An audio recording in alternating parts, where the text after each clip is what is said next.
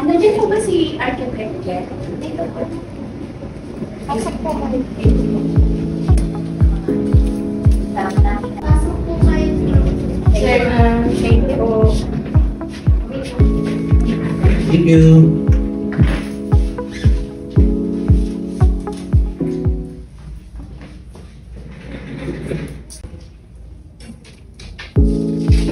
Hello po, good morning. Good morning, Architect.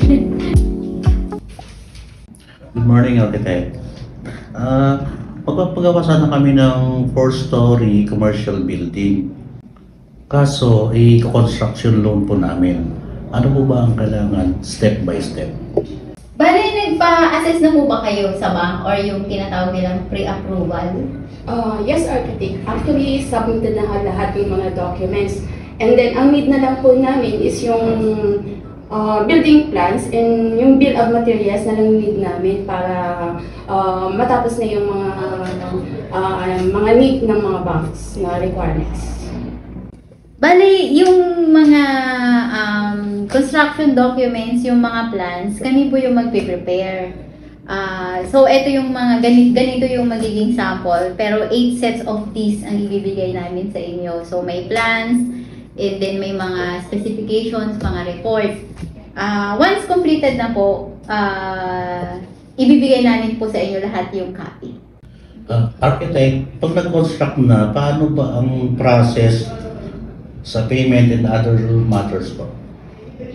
Usually, ang bank will release the first trans after certain percentage sa construction. So, meaning, sa inyo muna yung manggagaling yung down payment, gagawin natin to a certain percentage na nire-require ng bank kung ano yung kailangan nilang makita.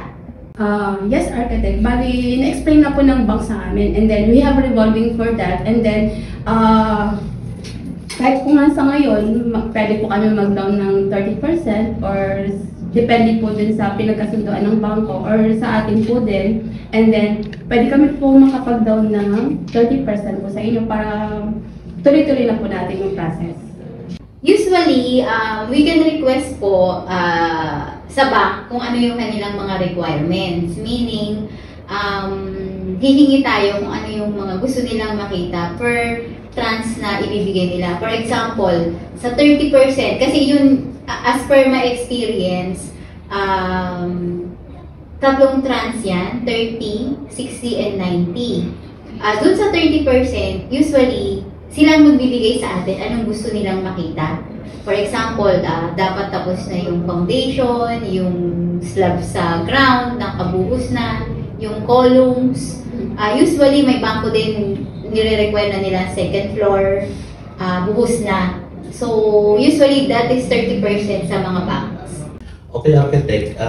I-request muna namin sa bangko kung ano ang mga requirements para pagbalik namin ay ready na yung mga kailanganin natin. Okay, ma'am and sir, excited po kaming gawin itong 4-story commercial building nyo. We look forward po to start itong project na ito. Yes, Architect. We are so excited sa aming 4-story commercial building. This is our investment retirement. Thank you po, ma'am, Thank sir! you po. Thank you, Architect.